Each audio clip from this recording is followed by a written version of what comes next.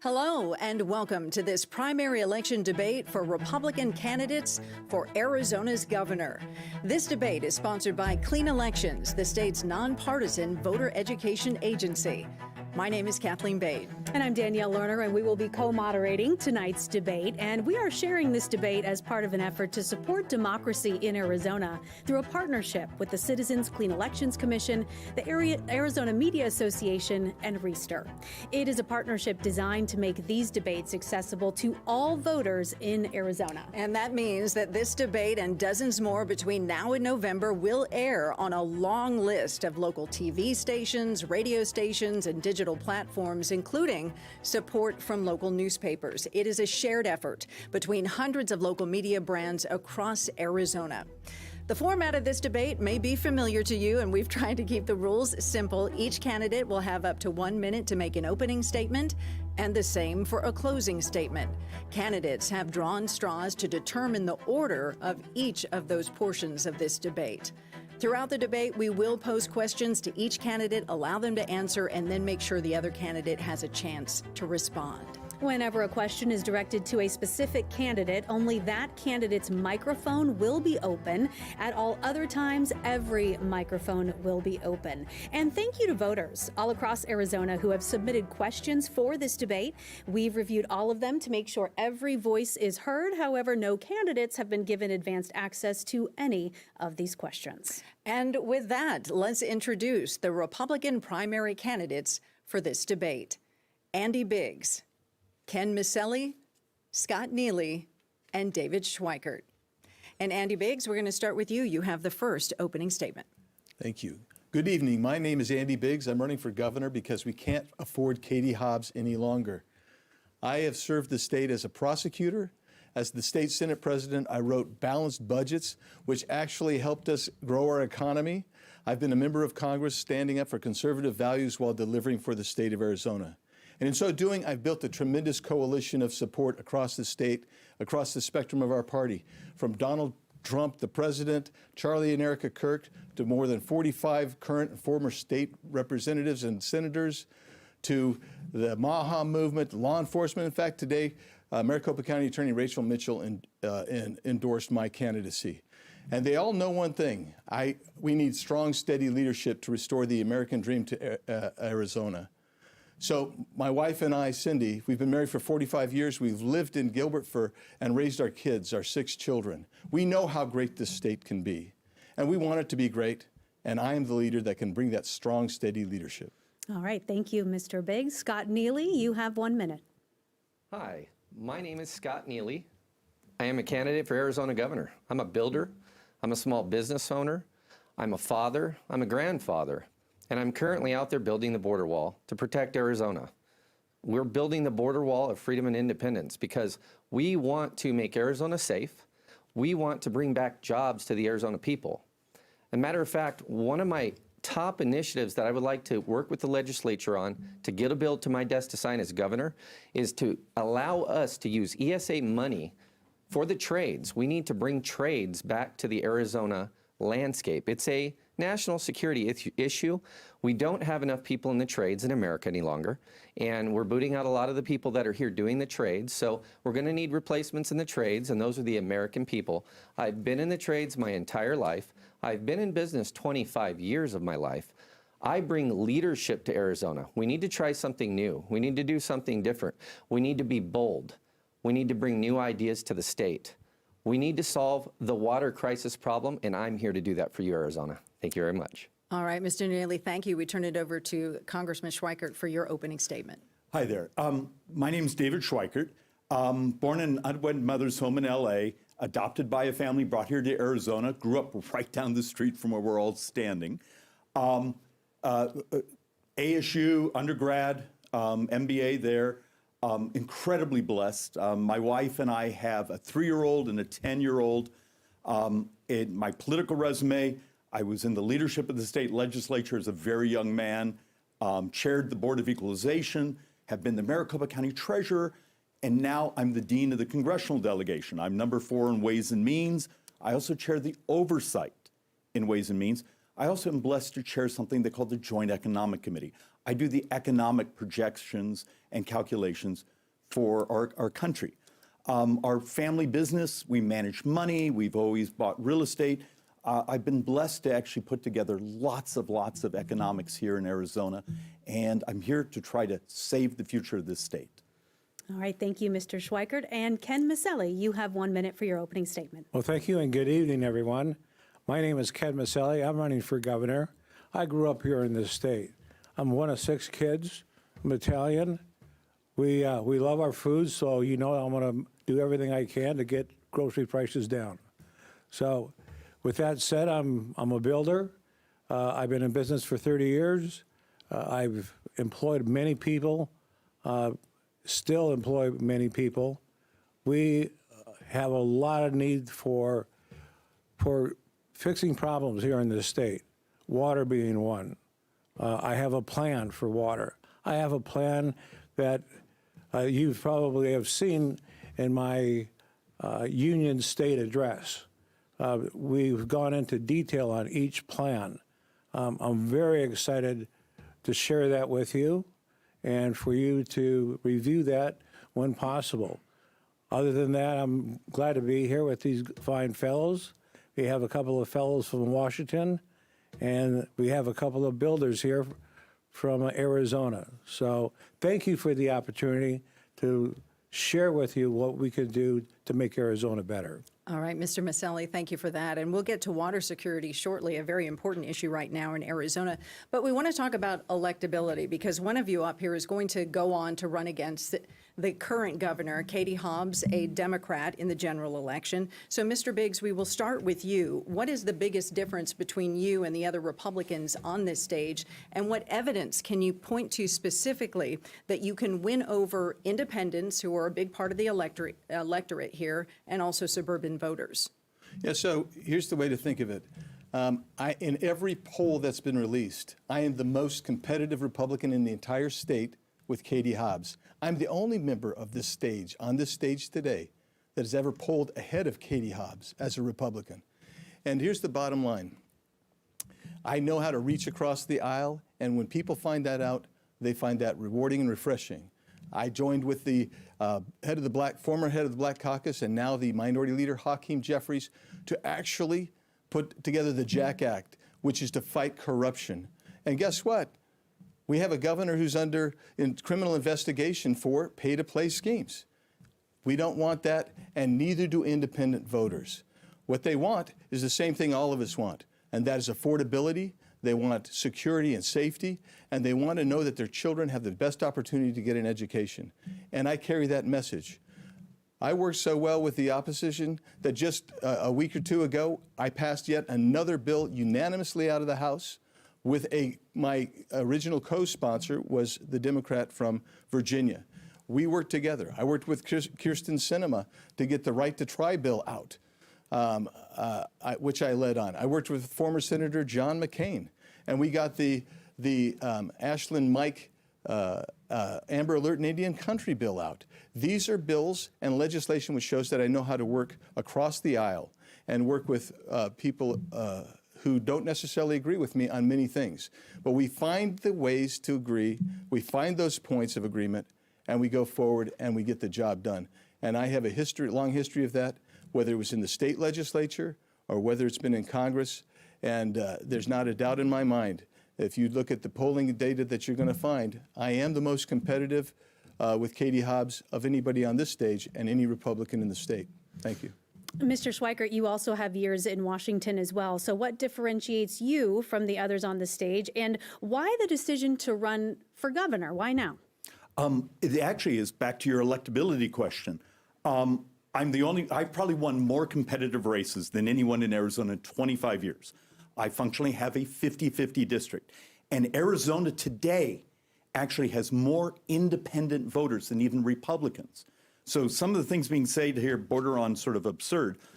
Someone like myself, you have to earn it. If you're a conservative, you have to go and explain prosperity is moral. Show up in neighborhoods, show up in places that are uncomfortable, and draw them in to saying voting for a conservative is how you bring prosperity back to Arizona. And once again, I will tell you, I'm the only one that's done it year after year after year. Think about this. Over the last 6 years, I'm told I'm the Democrats' most expensive loss in America. And that's demonstration that they've thrown everything at me. You know, these are wonderful people, but they've never actually been in the great battle. All right, thank you so much for your answer. Mr. Neely, we'll turn it to you. You previously ran for governor in 2022 and only received about 3% of the primary vote and later lost a bid for mayor of Mesa. Why should Republican primary voters believe that you can build a coalition to win this time around? Well, my opponents have spent years in government. We still have a water crisis. They've spent years creating red tape and regulation that's made it hard on Ken and my businesses. Growing businesses in Arizona has been very difficult under the extreme regulations of this state that have been voted on by Democrats and Republicans. So I'm actually here for the people to bring new ideas and new solutions that are going to solve problems. I'm a builder. I'm a guy who writes paychecks every Friday. I'm a guy who's been in business almost half my life, 25 years out of the 45 years I've been on planet Earth. I mean, we've already seen it with Donald Trump. You know, somebody who's never been in politics before has made such sweeping changes to the United States of America during a decade. And I can bring that same sweeping change to the state of Arizona as your next Arizona governor. I'm a man of the people. I have the endorsement of the people of the state of Arizona. I'm the guy that's out there building the border wall, hands-on. I got a smashed hand from working on the border wall a month ago. I smashed my hand out on the wall. I got drone footage of me on the wall actually pumping concrete into that wall. You're not going to find somebody more boots on the ground than me that's going to work with the people of Arizona to solve its actual problems, which is a water crisis, which is an affordability housing crisis. A lot of that's tied to permitting and regulations. We need to simplify the systems and make it easier to get permits. For example, in Mesa, after Mark Freeman was elected mayor, it took me 14 months to get a permit to do work on my house. That's quite ridiculous. And it's causing the housing crisis. When you cannot get permitting through for 14 months, that causes issues. That causes bottlenecks, which raises the price of building. So I'm going to work on those types of things, as well as bring a fresh new face to Arizona politics. I'm the candidate that people of Arizona can believe in. Please vote for me. Scott Neely for Arizona governor. Go to neelyforgovernor.com. Thank you. Thank you, Mr. Neely. And Mr. Miceli, you're running against candidates who have greater name recognition and more elected experience. So why should Republicans voters choose you as a political outsider? That's a great question. Thank you for asking that. First of all, people want a political outsider. They are very confused with the typical Washington play. They're trying to figure out who to vote for, who's the best of either evil. But my plan is working with, as what Scott just said, working with the housing planning. We are way behind with housing planning. Permits. You should not have a permit longer than 6 months. It should be only 6 weeks. And once I'm in as governor, I will make it a rule to have permits within 6 weeks. Why? Because a developer like myself has to hold the material, they have to manage the labor. They hope the labor will still be there in 6 months. There's so many variables with the housing crisis. I also have plans for veterans, for them to give them a small container home. Give them an address, give them opportunity for a job, give them something, dignity. I would not be sitting here if it wasn't for our veterans out there fighting for us. So am I going to give back to the veterans? Of course. That's going to be one of my priorities. So I appreciate that question. We also have many plans for the water solution in this state. I can hold up a plan right now that we have with the water solutions. But if you go on my website, votekenmiceli.com, you'll see all the plans in detail. So thank you. Mr. Miceli, thank you. All of you have brought up the water crisis. You've also been bringing up development, kind of two opposing forces there. Arizona is running out of water. That's a fact. But our cities keep on growing. That's a fact. Would you, we'll start with you, Mr. Schweikert, hit the brakes on housing construction, or would you continue to encourage development despite the water issues? Yeah, first off, we're not running out of water. What we have is the stress on the upper basin, lower basin. Sorry to geek out a little bit. It's the Colorado River. Internal water supplies, we've actually done a terrific job managing. If you go back years ago, actually the groundwater recharge districts were something I actually did in the legislature. Now it's about to pay off. Look, then why are you calling it a water crisis? Can you explain that? No, you called it the water crisis. I was responding to you. It is a crisis, but it's what wet water is available to us. So our stress right now is the Central Arizona Project. You actually see the agreement to have a discussion in regards to buying the excess water out of San Diego County. Here's your math problem on some of that desalinization. We're going to probably have to do it, but that's $3,000 an acre foot. Our internal water we have here in Arizona is $300 an acre foot. So a bit of trivia for you. What is the #1 water user in Arizona? And it's been this way for 40 years. It's cattle feed. 47% of Arizona's water actually goes to cattle feed. So when you start to actually look at the hierarchy of an acre of homes, particularly if it's an acre of homes that goes into where agriculture was, you actually end up with excess water supply. So it's an allocation, it's a distance problem, it's a price problem, it's a power problem. And if you're going to build a plan to stabilize Arizona's water so you can also encourage and stabilize Arizona's growth, if you come to my home, on our board and the wall, we've actually put up 100 different things.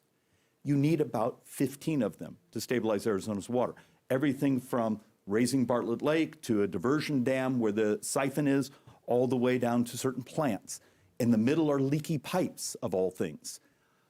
It is manageable. It's not going to be free. You have to do sort of an all-in approach of saying, here's our optionalities, and here's what we can afford, and what gets us the water supply that's required.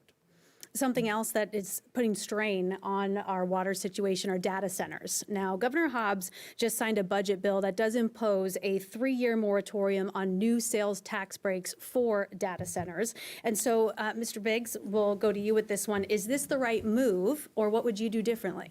Yeah, it is the right move at this time. When you think about it, data processing centers are going to chew up probably 350 to 650 megawatts of power, depending on the size of that data processing center. They're going to use water. And quite frankly, it's a scrambled egg situation. I've been all over the state. I've talked to mayors. I've talked to councils.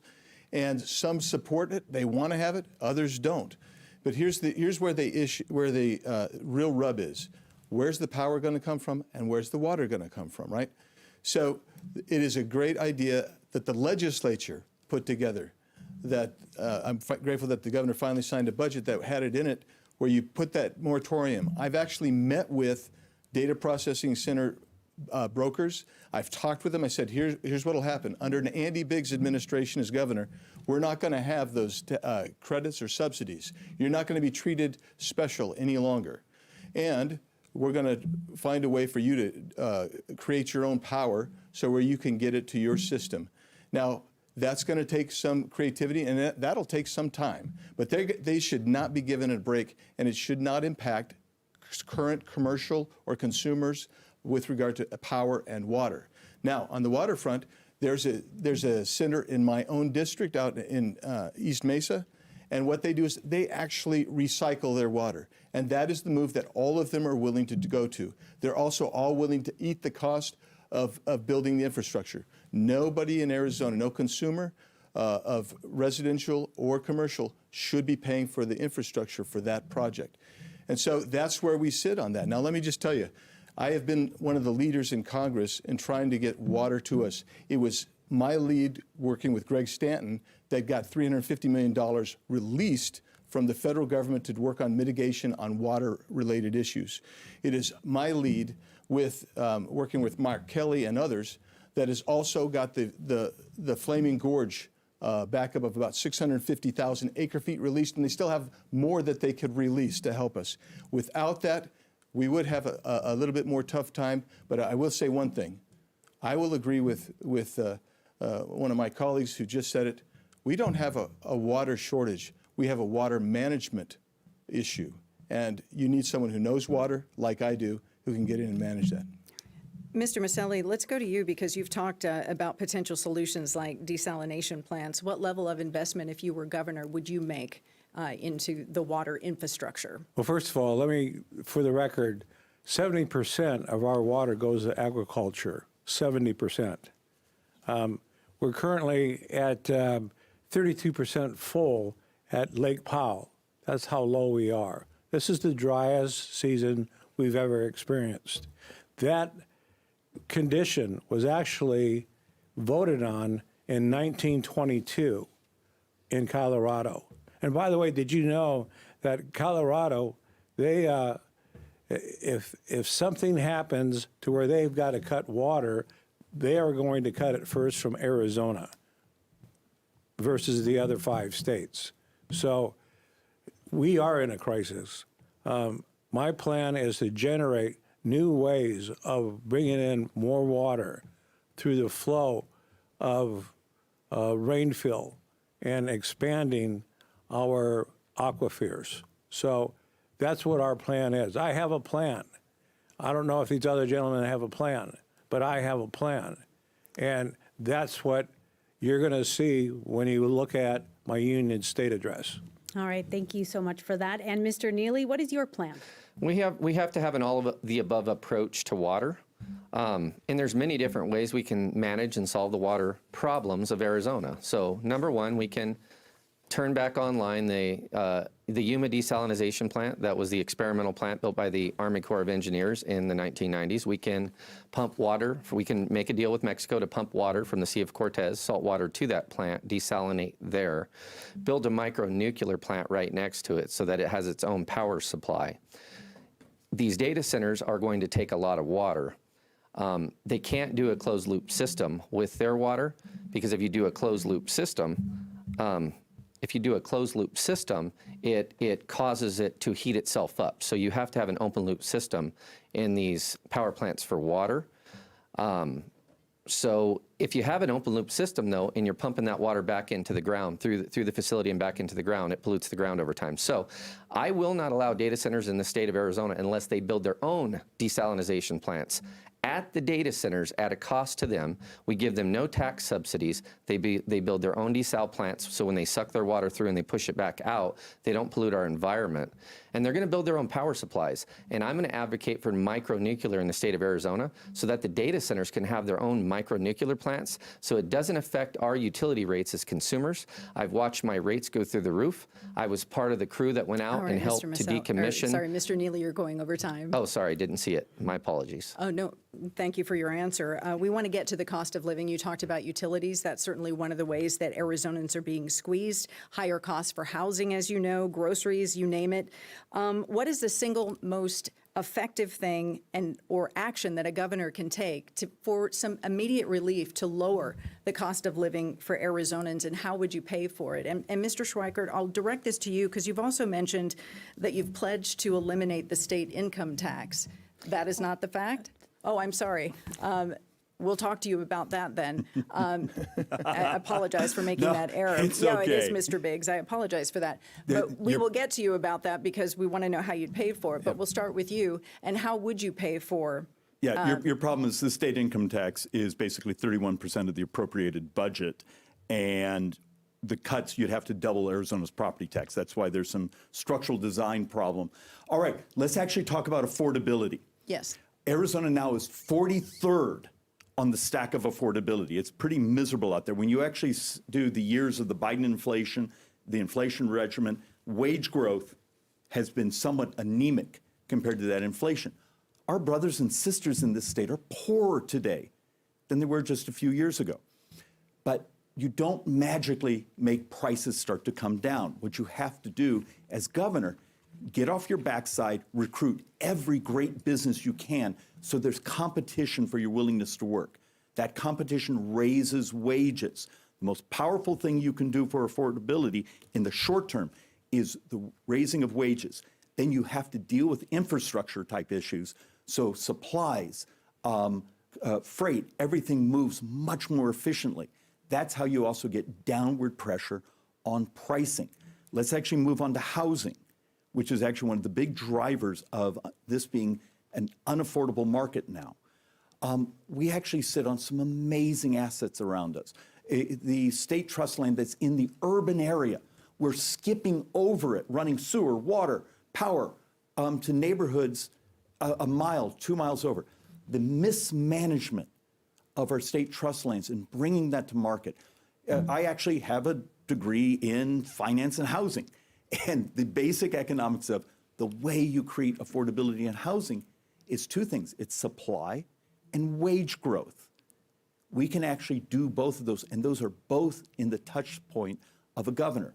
Fix the way we bring and access to our real estate so we can build that next generation of homes for our kids, and the things of bringing jobs here so we can raise wages. Mr. Biggs, let's revisit the sales tax. You have pledged to eliminate the state income tax, sales tax. That accounts for half of Arizona's budget. And so with the state already facing a massive deficit, what are you prepared to cut? Well, I just have to correct you on one thing. That doesn't represent half of our state budget. The state budget for this year is $18 billion. It represents about $4.4 to $4.5 billion. That's what it represents. And what you do is, by the way, the legislature only controls a small portion overall because of voter protected spending that's gone in. But one thing I will tell you is we have dormant assets. We have resources that are underutilized. And when you start bringing those into bear, you can actually incrementally start moving this down on the income tax. And that's where we're going to go. And I'll tell you why we need to go there. Because we do need to recruit businesses coming in. And I will be the biggest cheerleader going out to businesses and telling them, we do have water, we do have power, we want you in Arizona because we do need those jobs. And we will get this economy rolling and rocking. But here's the bottom line. If you don't do that, then those businesses don't get incentivized to come here. If you don't deal with the tax structure that we have in Arizona, guess where they're going? And I know this. They're going to Texas. They're going to Tennessee. They're going to Florida. They're going to places that don't have that income tax. And we have various states in the Midwest now and in the Intermountain West that are all considering ways to eliminate their state income tax. We better be innovative and understand that this is a competition. We want those businesses here. And that's why when Governor Hobbs went out and insinuated to the New York Times that Arizona was out of water, she killed, literally, I happen to be in one of these places, $700 million worth of outside investment coming into Arizona. She killed it. That died within 2 days after she said it. And additional investment also died. But if that money goes away, sir, your time, I just want to follow up because it's important. But the state income tax, if that goes away, the services that you'll have to cut, what would be on the table? I'm not saying you're going to have to cut services per se. We didn't even get into the fraud. So let's talk fraud for just a second and see what's there. You've got Chris Mays who said, look, there's $2.5 billion. She's the Democrat AG. She said there's $2.5 billion worth of fraud in Medicaid. That's $2.5 billion. Why don't we recover that? Let's see what we can recover. Let's see what we can get back. Let's stop the fraud. There's the Indian Health Services fraud, which could be as high as up to $8 billion. That's being investigated right now. That's minimum $2.8 billion. If you start recovering and taking fraud out of the picture, how about when we start talking about the Medicaid expansion program? Estimates of over 50% of that is going to people who are not supposed to be getting those benefits. Why don't we make sure it's people who deserve the benefits and should be getting the benefits, get those benefits, and we stop the fraud elsewhere? When you do that, you're going to save a bunch of money. So that's just one thing. And then we start using resources. And I will just say this. I've talked about this relentlessly. One of the biggest dormant assets we have is 8.5 million acres of state trust land. Some of that is incredibly valuable. That goes into the trust rests, but there's interest that comes out, and we can fund schools even better with that. Mr. Biggs, thank you for that. That is your time. Mr. Neely, I want to turn to you. I saw you nodding your head during some parts of that. So, Yeah, as so what is your Republicans, we response to can that? definitely all agree on a lot of things. As Republicans, we can definitely all agree on a lot of things. I agree with some of what Mr. Biggs says here. But one thing I would like to do differently is I would like to cut taxes for businesses across the board, big and small.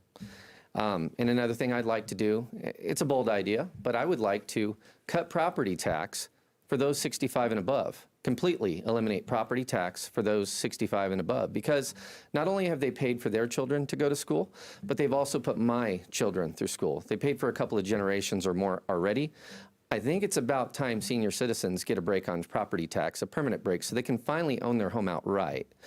And as far as business goes, yes, we are behind Texas and Florida in attracting businesses because our business tax structure is not as attractive as Texas and Florida. We need to work on that. As far as income tax goes, we have a 2.5% flat tax. That's fine. We can keep it at that and keep it going. Thank you very much. And Mr. Miceli, what are your thoughts on bringing more businesses to Arizona, kind of piggybacking off of what Mr. Neely just I'm said? really glad you asked me that question. You know why? The first year, let me just back up, the property tax. The first year I'm governor, property tax will be reduced 50%. The second year, we will waive the property tax. There will be no property tax. How am I going to do that? I'm bringing in some of the top companies in the world here in Arizona. I've met with some of the largest CEOs that want to come and set up shop here in Arizona. And we're talking about 50,000 to 100,000 new jobs, good paying jobs for Arizona. And that's how we can innovate and waive the property taxes. So there's many things that we can do. As a businessman, you create a lot of potential to where you could use that money to put it back into our school system, into helping our hospitals, into helping medical. Those are the things that people want to see. Those are the things that we can do. When I'm governor, I will take the action to do this. As a businessman, I've got to perform. As a businessman, if I don't perform on the job, guess what? We don't get paid, right? So. Thank you, Mr. Miceli. That is your allotted time. Thank you. Yeah, and you brought up medical. That's another thing that's really gone up for Arizonans. So I want to address this to Congressman Biggs and Congressman Schweikert specifically, because during your recent terms in Congress, federal lawmakers allowed the enhanced Biden-era Affordable Care Act premium tax credits to expire, and as a result, the average Affordable Care Act the premiums for Arizonans jumped nearly 30%, and more than 100,000 Arizonans lost their health care coverage altogether. And considering the financial strain that's placed on families, how do you justify letting those subsidies lapse? And what would you do as governor to help bring down those health care premiums, Mr. Schweikert? Okay, let's go through this math because this is something I'm actually an expert on. And I beg of you, will someone here actually read budgets? Because a lot of the word salads so far have been absurd. This was a subsidy on top of a subsidy for the ACA, what we'll call it Obamacare, from COVID. The problem is every dime of that money was being borrowed by the federal government. We actually had a problem. We had almost a third of the population never used it, and a substantial number didn't even know that their broker had signed them up for it. So the level of misuse, fraud, the money's being paid to brokers, those things. At some point, we're going to have to deal with the reality of subsidization of everything in the economy is not going to work. So how do we solve our healthcare cost problems here in Arizona? You actually need a marketplace here that actually works. So let's actually take a look at access. Years ago, I actually used to do the budgets for the Arizona Healthcare Cost Containment System, our Medicaid system here in Arizona. After even looking at the sober living home fraud, those sorts of things, if you have a system that last year had 28.4% of our state's population receiving their health care from Access, our Medicaid system, this is uncomfortable to talk about. But you look at the health statistics when almost 50% of the spending in that population are to obesity-related illnesses. Wouldn't it be moral to come up with a holistic approach of saying, should we give someone an EBT card to buy onion rings? Why can't we help you on the nutrition side, the gamification to actually participate in a healthier lifestyle, and then we're going to help you on the waste management side. We've actually worked out a model. It's going to take 24 months, but in that third year, we believe we could save $400 to $500 million because we've helped our brothers and sisters get healthier in the system. That's actual working on the math and the planning. Mr. Schweikert, thank you. And Mr. Biggs, over to you. And how would you help bring those premiums down? Because 24 months, a lot of people can't wait that long. Yeah, here's the reality. In Congress, I introduced legislation to provide a greater expansion of health care benefits that would actually lower cost. All of the actuaries that we talked to said that they would lower cost. A guy named Eric Burleson from Missouri also did something similar. His was actually even more comprehensive than mine.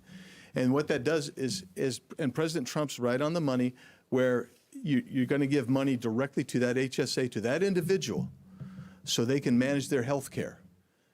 And you're going to provide incentives for better diets, making sure that you can get some exercise. So you do the pre-action, so you don't get sick, and you can handle that.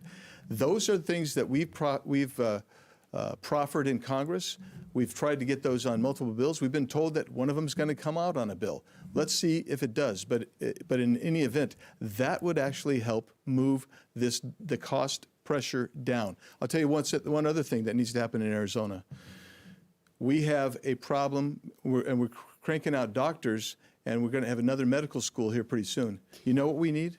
We need residencies. Mr. Biggs, that is your allotted time. Thank you so much. Let's switch and talk about education. That is something that has come up already here tonight. Arizona ranks 49th in the nation when it comes to per pupil spending. And so as governor, Mr. Miceli, we'll start with you on this. How would you balance giving parents choice without starving traditional public school budgets? That's a great question.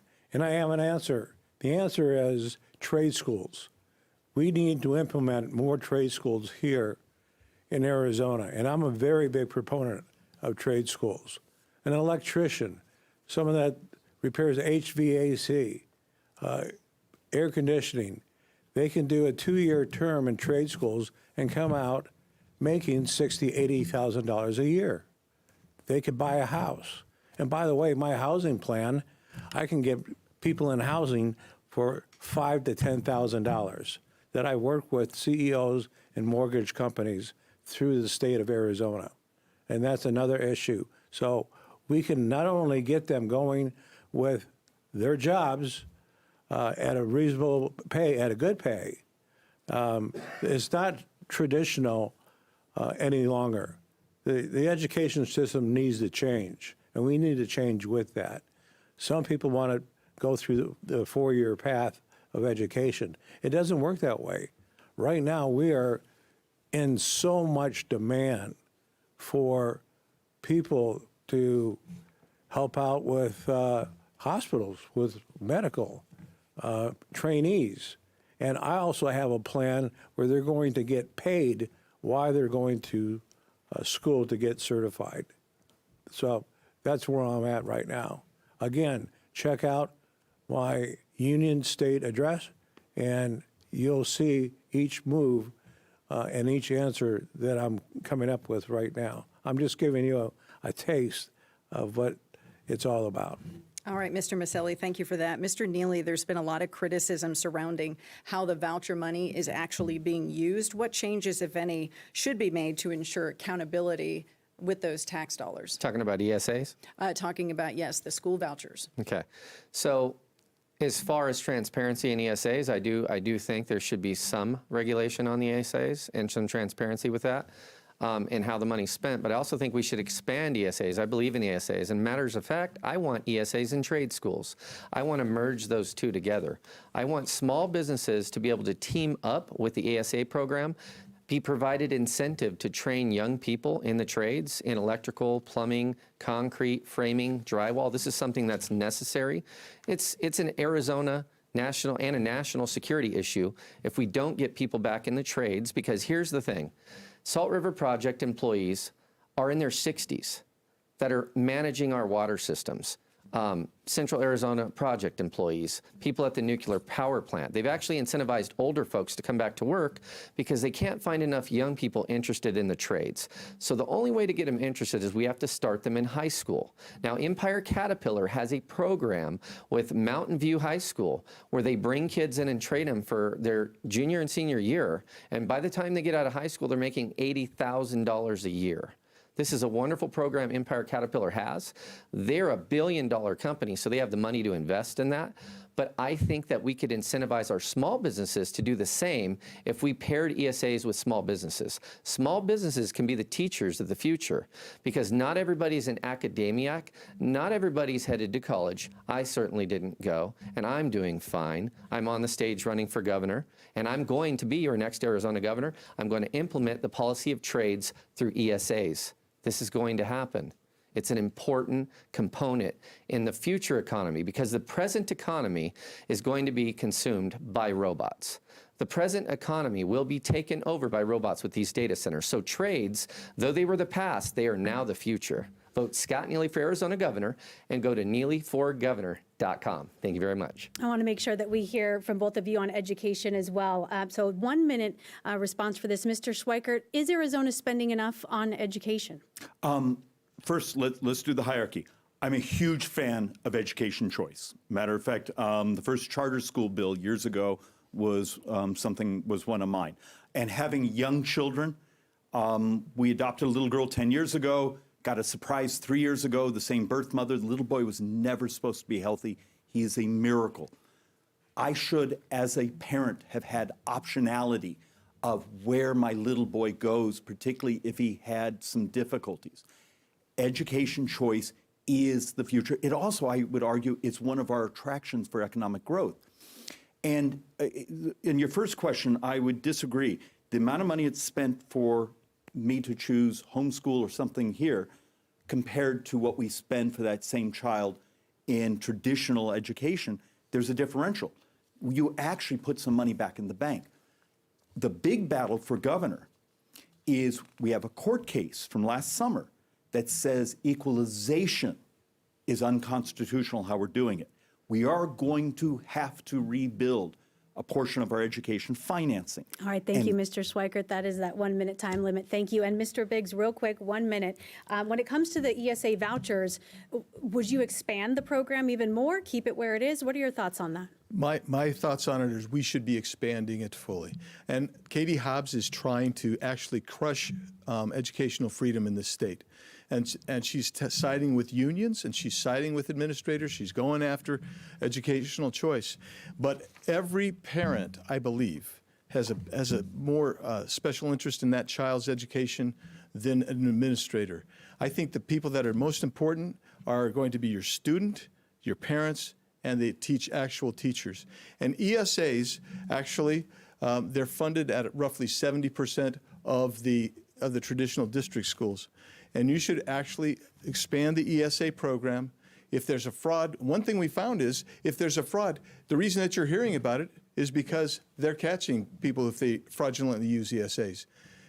There's also tremendous fraud in the traditional system that we have to come in and find out and get that and stop that. And so I'm a big ESA proponent. I want to touch on the election security, because a recent survey from the Clean Elections Commission shows election security and access are top of mind for people across the political spectrum, whether it's Democrats, Republicans, or independents. And I want to ask, we'll start with you, Mr. Neely, do you support the current mail-in voting system, making changes to it or replacing it with something different? I support mail-in voting for veterans that are overseas or out of state for military service duties, and I support mail-in ballots for the disabled, the handicapped. But I don't support mail-in ballots or 27 days of voting with early ballots going out and an entire election season every election of 43 days when you include the 2 weeks that it takes to count the votes. So no, what I would propose is 1 day, 1 vote on paper, in person, no private owned ballot drop boxes. We can use the post office drop boxes. And I propose we go that route. Now, Trump's Save America Act doesn't go that far, but I would go that far in the state of Arizona. I would sign a bill like that if it was on my desk. John Fillmore had a bill like that many years ago, HB 2289. I would have signed that bill as governor. That would have streamlined the election process. That would have eliminated fraud in the system or potential fraud in the system. And it would have made elections fair, free, honest. So that's how I would do that. Now, let's get past that. As far as Medicaid, I didn't get to answer that question. So Medicaid's aid, it's a safety net. It's not a hammock that we should have perpetually. It's not a lifestyle, okay? It's to get you on your feet and get you going, but it's not something that you should live on forever. We do need to look at the Medicaid system. We do need to look at redundancies in that system, and we need to cut fraud where possible. And we need to look into the massive fraud that was going on in the Native American community with regard to that Medicaid system that Andy had mentioned over there. So I agree with Andy on that. We need to look into that fraud. I believe it's like $4 billion of fraud was done in that particular system. Was it 2.8? Okay, he's numbers guy, 2.8. So $2.8 billion in fraud in the state of Arizona. And what happened? Nobody went to jail. I think somebody got fined. He was from California, but nobody went to jail. I would have prosecuted that case and made sure they went to jail. Thank you, Mr. Neely. That is your time, and we are getting close, so I want to make sure that we can hear from the rest of you. Mr. Schweikert, 1 minute. What are your thoughts on mail-in voting and the current system? Look, we've had mail-in voting that was passed in 1991 and then been expanded. We actually don't have absentee ballots really in Arizona. We have a vote through mail system. I do have a legitimate concern. My mother, who passed away, I miss her terribly, in 2010, she was still getting ballots up to, I think, 2020, 2022, because we gave the house to my brother. Cleaning up the voter rolls, updating the fact that this is you with some type of ID, with actually you're going to have a system that ultimately updates signatures. Think about how different someone that may have registered 30 years ago, because you met the signature verification. But we have to deal with a reality. Our voters like the mail-in balloting system. 84% of our votes will be coming through the mail in this primary. Thank you, and your minute is up. Mr. Biggs.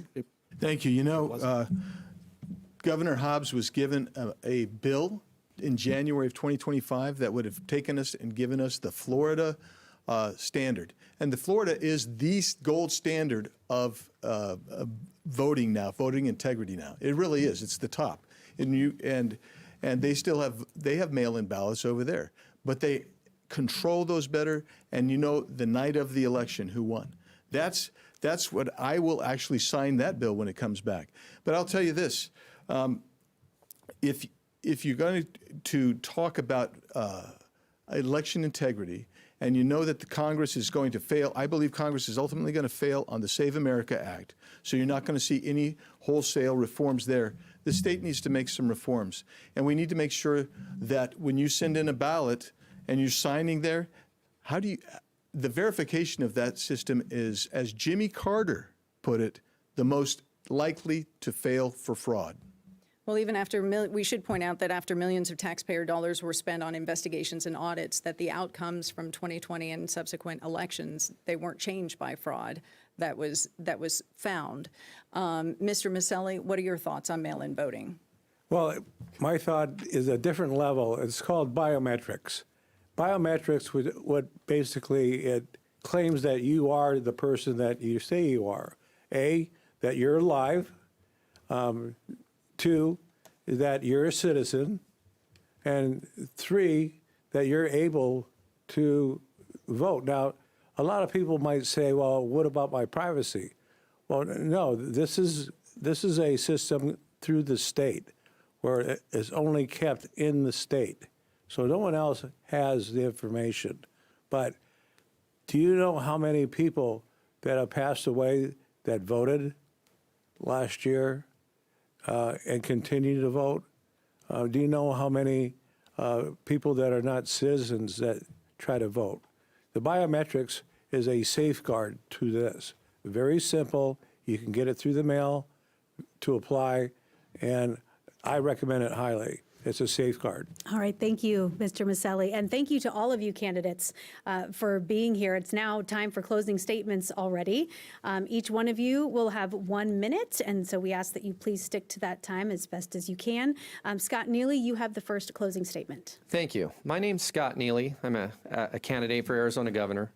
I have a lot of policy solutions on my website at neelyforgovernor.com, where you can learn how I can better the state of Arizona with you, the people.